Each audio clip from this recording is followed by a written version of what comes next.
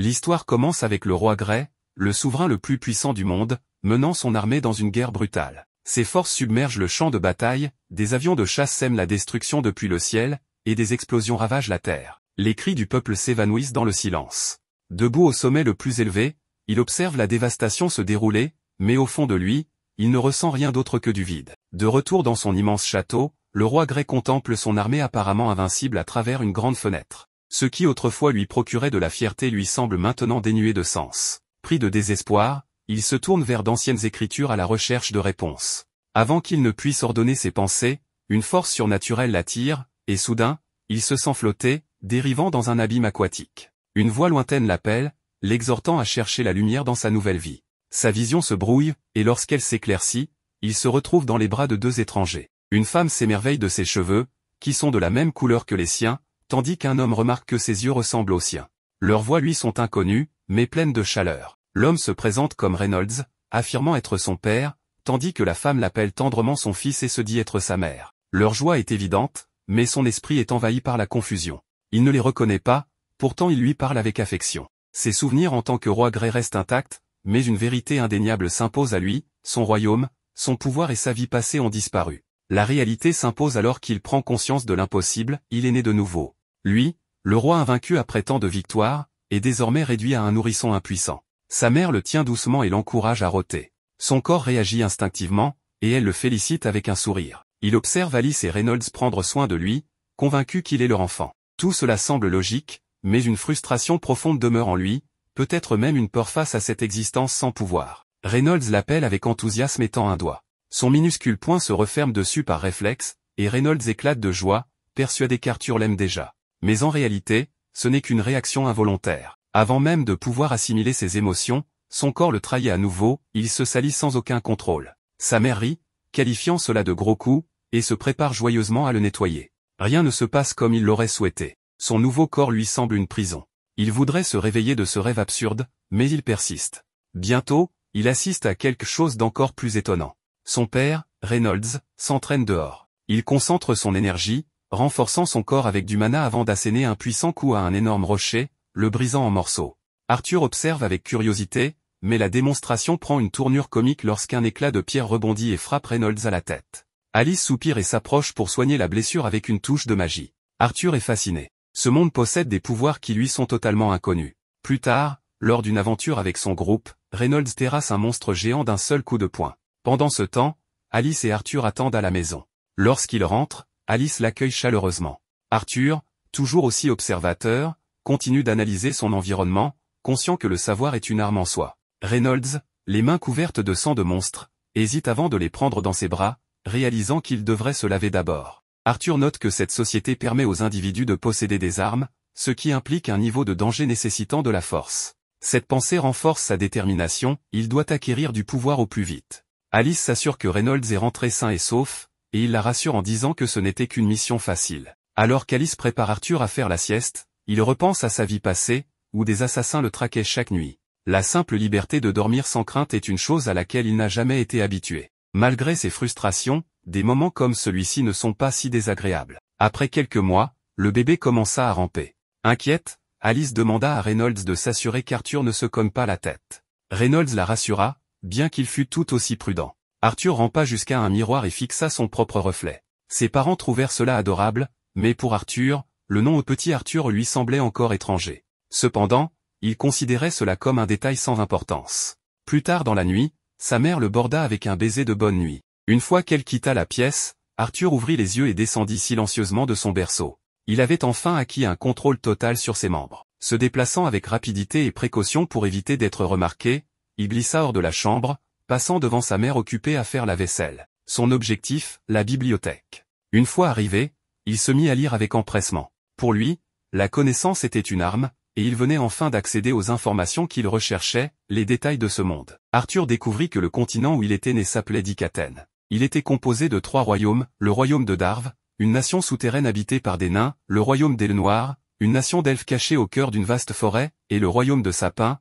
où il vivait actuellement, le plus peuplé et principalement habité par des humains. Contrairement à son ancien monde où il avait conquis le trône par la force, cette monarchie fonctionnait sur le principe de l'héritage royal. Il poursuivit sa lecture et comprit que, comparé à son passé, ce monde en était encore à un stade de développement. La raison de son retard technologique était la magie. Une source de pouvoir appelée mana existait ici. La capacité à contrôler le mana était en grande partie héréditaire et ne se manifestait que chez une personne sur 100. Il existait de grandes utilisations du mana, l'augmentation et la conjuration. Les augmentateurs utilisaient le mana pour renforcer leur corps, leur conférant une force, une défense et une agilité incroyables. Les conjurateurs, en revanche, projetaient le mana à l'extérieur et le façonnaient selon leur volonté. Arthur se rappela comment sa mère avait utilisé la magie de guérison, réalisant ainsi qu'il existait des exceptions à ces règles. Cependant, la clé du contrôle du mana résidait dans le noyau de mana. La plupart des mages commençaient à développer leur pouvoir entre la puberté et la fin de l'adolescence, en concentrant le mana dispersé dans leur corps en un seul point pour former un noyau de mana. Cela marquait le début de leur parcours en tant que mage. Arthur compara ce concept à ses connaissances passées sur le ki, où la maîtrise de l'énergie interne était essentielle. Déterminé à tester si son savoir antérieur pouvait lui offrir un avantage, il se concentra. Une petite quantité de mana commença à se rassembler autour de lui. Mais avant qu'il ne puisse explorer davantage, sa mère le souleva brusquement. Elle l'avait cherché et l'avait finalement trouvé. Arthur craignit qu'elle n'ait remarqué son expérience, mais au lieu de cela, elle lui demanda s'il s'était sali. Pris par sa concentration, il ne s'en était même pas rendu compte. Sa mère, déjà certaine de la réponse, l'emmena le changer. Arthur était mortifié. Il détestait se sentir aussi impuissant. Plus que jamais, il était résolu à acquérir du pouvoir au plus vite. 2 ans s'étaient écoulés depuis sa naissance, et Alice songeait souvent à la rapidité avec laquelle le temps passait. Arthur était un enfant curieux et gentil, mais malgré tout, il n'avait jamais souri. Un jour, elle l'aperçut par la fenêtre, en train de s'entraîner avec Reynolds. Arthur maniait une épée en bois avec une habileté surprenante, tandis que Reynolds le félicitait avec enthousiasme. Voyant cela, Alice se mit en colère et exigea de savoir ce que Reynolds faisait avec leur petit garçon. Reynolds hésita et tenta d'expliquer qu'il ne faisait que lui enseigner les bases de l'escrime, mais Alice était furieuse.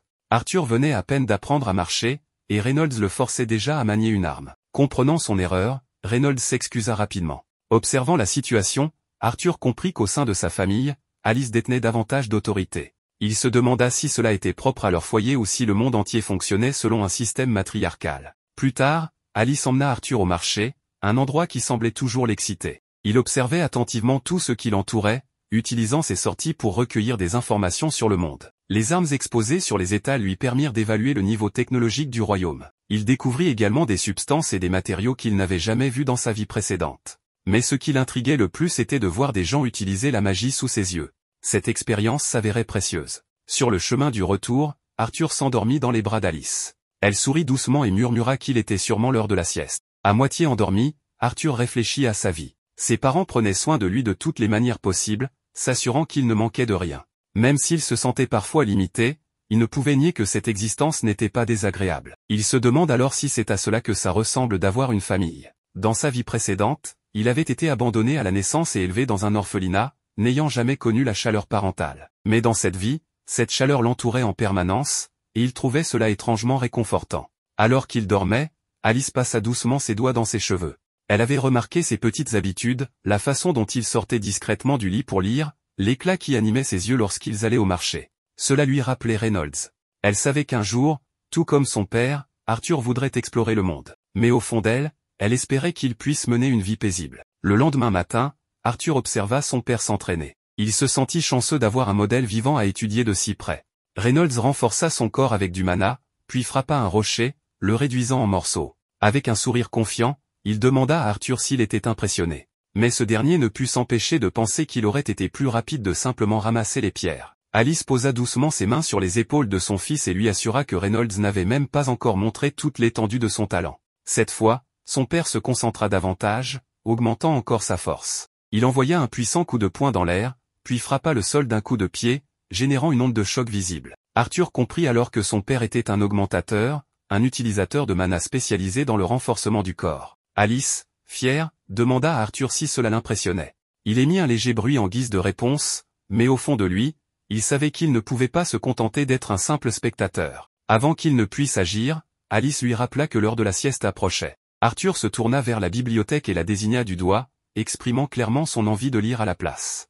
Mais Alice resta ferme, la sieste d'abord. Refusant d'abandonner si facilement, Arthur lui lança un regard suppliant, ses yeux brillant d'une détermination innocente. Alice hésita, tentant de résister, mais il continua à la fixer avec une expression attendrissante. Finalement, elle soupira et céda, lui permettant de lire un peu avant sa sieste. Lorsqu'elle partit, Arthur se sentit victorieux. Au cours des 2 dernières années, il avait accumulé une immense quantité de connaissances, mais sa découverte la plus précieuse restait le processus de formation du noyau de mana. Il s'agissait de rassembler les fragments dispersés de mana dans son corps et de les concentrer en un seul point. Le processus avait été ardu, mais ses efforts commençaient enfin à porter leurs fruits. Alors qu'ils s'entraînaient avec diligence, Alice et Reynolds discutaient à l'extérieur. Soudain, une puissante explosion retentit dans la maison. Instinctivement, Reynolds protégea Alice des débris volants. Son dos fut brûlé par le souffle, mais son unique préoccupation était la sécurité de sa femme. Alice le rassura en lui disant qu'elle allait bien, mais un vent de panique s'empara d'elle, Arthur était encore à l'intérieur. Reynolds se précipita à l'intérieur et fut stupéfait par ce qu'il vit. Arthur flottait dans les airs, enveloppé d'une aura de mana intense. L'explosion avait été provoquée par la seule force de son pouvoir. Cela n'avait aucun sens. Il n'avait même pas 3 ans. Alice, inquiète, l'appela pour s'assurer qu'il allait bien. Mais elle aussi était sous le choc du spectacle qui s'offrait à elle. Reynolds, encore incrédule, se tourna vers Alice et murmura, leur fils avait déjà atteint un niveau extraordinaire. Pendant ce temps, Arthur resta calme, réalisant que ses études avaient enfin porté leurs fruits. C'était une première étape cruciale vers la maîtrise de ses capacités. Mais à peine eut-il cette pensée qu'une poutre en bois brisé s'effondra vers lui. Il tenta d'esquiver, mais trébucha et tomba. À cet instant, une idée traversa son esprit, il ne pouvait pas mourir dans un endroit comme celui-ci. Avant que les débris ne l'écrasent, ses parents réagirent immédiatement. Reynolds bloqua la poutre en chute, tandis qu'Alice se précipita et l'enlaça protectivement. À ce moment-là, Arthur comprit quelque chose, ses parents seraient toujours là pour le protéger. C'était leur devoir en tant que parents. Alice tremblait en le serrant contre elle, des larmes coulant sur ses joues.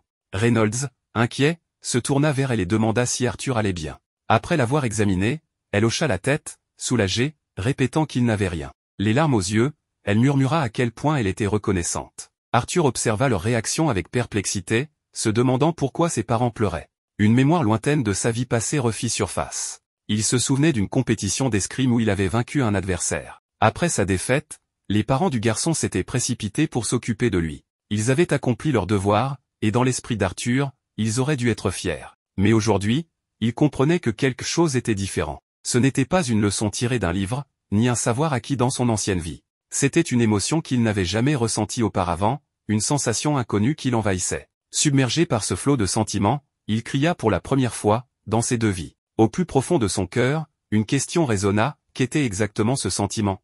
On a un aperçu de la vie passée d'Arthur, autrefois connu sous le nom de roi Grey. À cette époque, un serviteur royal fut surpris en train d'essayer de l'assassiner. Selon la loi, il aurait dû être exécuté sans la moindre hésitation.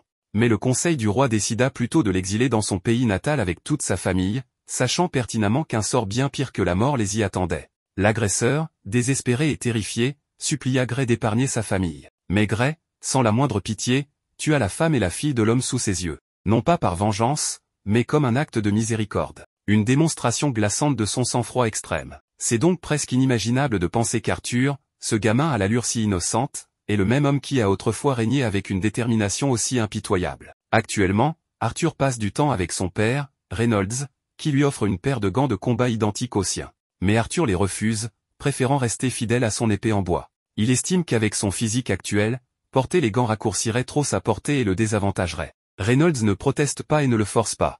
Il sourit simplement et entame leur séance d'entraînement habituelle. Mais aujourd'hui est différent. En plein combat, Arthur révèle qu'il a appris à renforcer son épée avec du mana. Grâce à cette révélation soudaine, il désarme complètement Reynolds pour la première fois. Arthur gagne, laissant son père choqué, sans voix, et complètement pris de court par les progrès fulgurants de son fils. Plus tard, au dîner, Reynolds décide de trouver à Arthur un véritable instructeur, ayant compris qu'il risquerait de freiner ses progrès s'il continuait seul. Mais Alice, la mère d'Arthur, s'oppose à cette décision. Elle sait que cela signifie qu'Arthur devra quitter leur maison et partir seul en ville, alors qu'il n'a que 4 ans.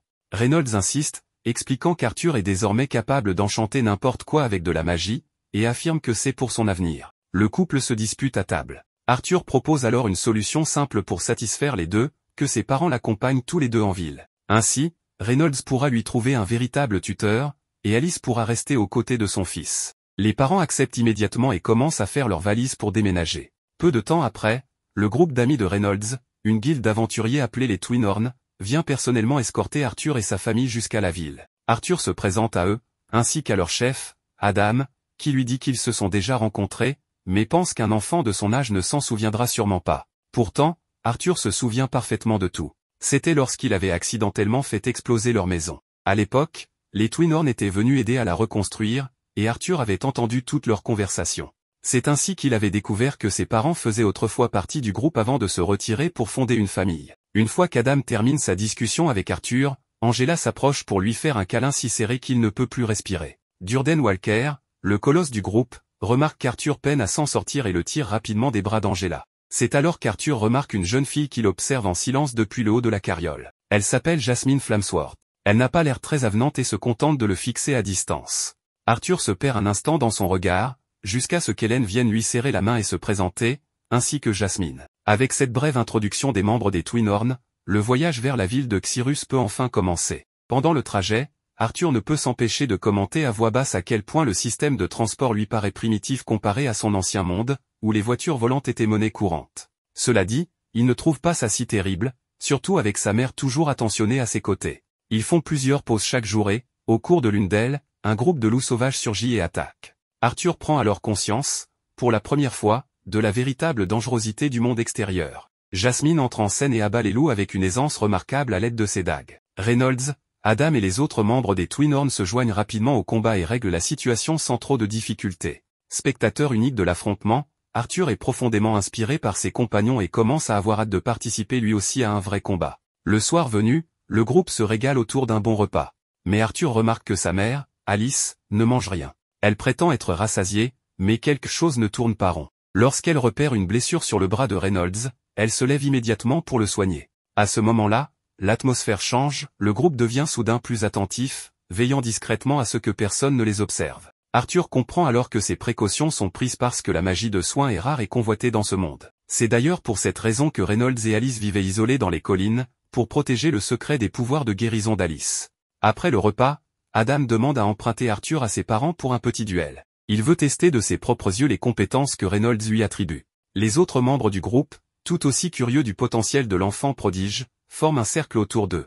Une véritable foule inattendue pour ce petit garçon de seulement 4 ans, qui se demande si aucun d'entre eux ne s'inquiète ne serait-ce qu'un peu pour lui. C'est le tout premier duel d'Arthur contre quelqu'un d'autre que son père. Et contrairement à Reynolds, qui utilisait seulement un bâton en bois, Adam manie une véritable lance, bien qu'elle soit enveloppée de bandages. Dès le début du duel, Adam n'y va pas par 4 chemins et renforce son arme avec du mana. Arthur réplique aussitôt, mais va plus loin encore, il canalise du mana dans ses jambes pour augmenter drastiquement sa vitesse. Dans un éclair, il fonce et porte le premier coup avant même qu'Adam ne puisse réagir. Puis, il glisse entre ses jambes avec une agilité déconcertante et reprend ses distances, laissant le groupe bouche bée devant sa vitesse et sa précision. Le combat s'intensifie. Ils s'affrontent frontalement, mais il devient vite évident que l'écart de puissance entre eux est réel. Arthur, n'ayant pas la moindre force brute, est littéralement projeté en arrière par l'attaque d'Adam. L'impact le fait voler dans les airs et il comprend immédiatement à quel point son corps d'enfant est encore léger et fragile pour le combat rapproché. Avant qu'il ne s'écrase violemment au sol, Angela utilise sa magie du vent pour le ralentir et adoucir sa chute. Durden intervient rapidement, réprimandant Adam pour être allé trop loin avec un enfant. Il lui rappelle qu'il était censé se retenir. Adam lève les mains en signe de défense, admettant qu'il s'est laissé emporter. Mais c'est uniquement parce que la technique d'Arthur l'a complètement pris au dépourvu. Intérieurement, il se demande quel genre d'entraînement infernal Reynolds a pu imposer à ce gosse pour en faire un tel monstre à seulement 4 ans. En se tournant, il aperçoit Jasmine qui le regarde d'un air curieux. Elle veut savoir comment il a fait ça et le supplie de lui apprendre. En voyant son visage obstiné, il comprend vite qu'elle ne le lâchera pas tant qu'il ne lui aura pas montré. Le lendemain matin, le groupe reprend la route. Ils font une halte dans un coin tranquille pour qu'Arthur poursuive son entraînement. Adam lui enseigne les bases du maniement de la lance, pendant que son père enchaîne quelques poses musclées à la manière d'un coach de salle de sport, bien qu'il reste un faible malgré tout. Ensuite, Hélène initie Arthur au tir à l'arc, et en un rien de temps, il devient étonnamment bon. Une fois tous ses entraînements terminés, il honore la promesse faite à Jasmine et commence à lui donner les cours qu'elle réclamait. Elle se révèle être une élève rapide et appliquée. Plus tard dans la soirée, alors qu'Arthur lit tranquillement un livre, Jasmine continue de le fixer, comme hypnotisée par son charme inexistant. Très vite, elle commence à se comporter comme une véritable stalker. Le jour suivant est l'anniversaire d'Arthur. Contre toute attente, Jasmine lui offre un poignard en cadeau, provoquant la surprise des autres filles du groupe. Elle se met même à lui expliquer comment s'en servir, avec une attention très particulière. Lassé de ses enfantillages et visiblement aigri par sa condition de célibataire endurci, Adam interrompt le moment pour annoncer qu'il est temps de repartir. Mais alors qu'il se prépare, Alice appelle son fils. Il remarque immédiatement qu'elle n'a pas l'air bien. Lorsqu'il lui demande ce qui ne va pas, elle affirme que tout va bien, sauf qu'il n'est pas dupe et ne croit pas à ses balivernes. La caravane reprend la route, mais bientôt, le groupe est attaqué par des bandits. Tous sautent de la carriole pour se mettre en position de défense. Une volée de flèches s'abat sur eux, mais Angela érige un bouclier magique pour les protéger. Arthur observe la situation, ils sont largement encerclés. Le chef des bandits, un homme au visage carré comme un cube, donne l'ordre à ses hommes d'épargner les femmes et les enfants, mais il compte les capturer pour les revendre à bon prix. Les bandits chargent violemment, et Alicia, clairement effrayée, tente de calmer Arthur. Avant que les ennemis n'aient le temps de les atteindre, Durden les repousse d'une puissante attaque, tandis que Reynolds en enchaîne plusieurs à coups de poing. Un des assaillants tente de frapper Reynolds, mais Hélène décoche une flèche en plein cœur de l'ennemi. Adam tranche ses adversaires avec sa lance, et Jasmine les neutralise avec ses dagues, rapides et précises. En les regardant combattre ainsi, Arthur prend pleinement conscience du niveau individuel de chacun des membres des Twin Horns. Ils sont tous incroyablement compétents. Cependant, les bandits sont bien trop nombreux. Malgré leur vaillance, le groupe commence à fatiguer. Les bandits continuent de foncer sur eux, implacables. Bientôt, Reynolds est violemment projeté contre la carriole. Il s'effondre, inconscient. C'est le moment que choisit le chef des bandits, au visage grotesque, pour s'approcher dangereusement d'Alice et d'Arthur. En voyant Reynolds dans cet état, Arthur et sa mère sortent précipitamment de la carriole pour lui venir en aide. Mais à ce moment-là, Reynolds rouvre les yeux. Bien qu'il soit visiblement à bout de force, il se redresse et leur demande de reculer. Même dans cet état pitoyable, il choisit d'assumer son rôle d'homme jusqu'au bout. Il supplie Arthur de s'enfuir avec sa mère. Mais Arthur, l'imbécile au cœur pur, insiste pour rester et se battre à leur côté. C'est alors que son père lui révèle une vérité qu'il soupçonnait sans vouloir y croire, sa mère est enceinte. C'est pour ça qu'elle paraissait malade. Le choc lui coupe le souffle. Reynolds insiste. Il fait confiance à Arthur pour protéger sa mère, et son futur frère ou sœur. Sans perdre plus de temps, Arthur prend Alicia par la main et s'enfuit avec elle. Furieux, le chef des bandits ordonne qu'on les pourchasse. Mais Reynolds s'élance droit sur lui, prêt à vendre chèrement sa peau. Alors qu'Arthur et sa mère risquent d'être rattrapés, Adam et Jasmine interviennent, lançant des couteaux pour dégager leur passage. Tous les membres de la guilde s'unissent pour faire barrage aux assaillants, offrant une chance de fuite au duo. Pendant leur fuite, Arthur ne peut s'empêcher de repenser à son passé. Autrefois, il était celui qui ôtait la vie sans trembler. Et voilà qu'il court, terrifié à l'idée de perdre la sienne. Cette pensée le ronge. Il est furieux. Mais que peuvent faire ses petits pieds, sinon courir? Soudain, il sent une magie menaçante en provenance de la montagne. Il lève les yeux, un inconnu est prêt à frapper. D'un geste instinctif, Arthur pousse sa mère de côté et encaisse l'attaque magique de plein fouet. Il perd l'équilibre et chute de la montagne. Alors qu'il tombe, une idée s'impose à lui, je ne partirai pas seul dans l'au-delà. Il dégaine le poignard offert par Jasmine, auquel est attachée une corde, et le lance de toutes ses forces vers son ennemi. La lame s'accroche à la jambe de ce dernier et l'entraîne avec lui dans sa chute. En parallèle, Durden et Angela tentent désespérément de le rattraper avec leur magie, mais il est déjà trop loin. Arthur continue de chuter. En bas, sa mère le regarde, le bras tendu vers lui, incapable de le sauver. Des larmes coulent sur ses joues, horrifié à l'idée de perdre son fils. Arthur, lui, ressent un étrange apaisement. Il a protégé sa famille. Même si cela doit lui coûter la vie, il est fier de ce qu'il a fait. Seul regret, il ne pourra jamais être le grand frère qu'il aurait voulu devenir. Mais contre toute attente, il survit. En ouvrant les yeux,